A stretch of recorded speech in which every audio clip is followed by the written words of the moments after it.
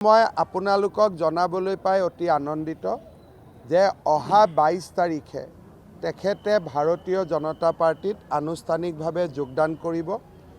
আমাৰ ৰাজ্যিক সভাপতি দিলীপ শইকীয়া ডাঙৰীয়াই কেইটা বজাত কেনেকৈ যোগদান কৰিব সেই বিষয়ে সিদ্ধান্ত ল'ব।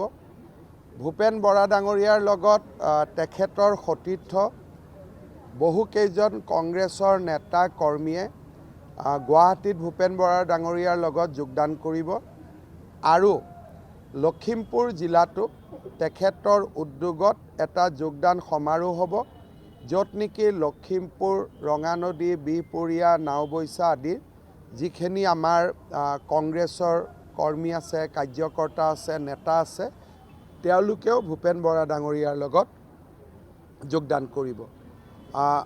মই বহুদিনৰ মূৰত লগ পালোঁ। কেইবাজনো আমাৰ পুৰণা কংগ্ৰেছৰ কাৰ্যকৰ্তাও আছিলে। সকলোৰে লগত বহি গপচপ কৰিলোঁ। ৰাজনীতিৰ কথা আজি ইমান পাতা নাই। অহাকালি কোনোবা এটা সময়ত অকলে ভূপেন বৰাৰ লগত বহি বাকী পলিটিকেল কথাখিনি পাতি ল'ম। আজি মাত্ৰ ইমানে যে তেখেতে অহা 22 ফেব্ৰুৱাৰীত আমাৰ ভাৰতীয় জনতা পাৰ্টিত আনুষ্ঠানিকভাৱে যোগদান কৰিব।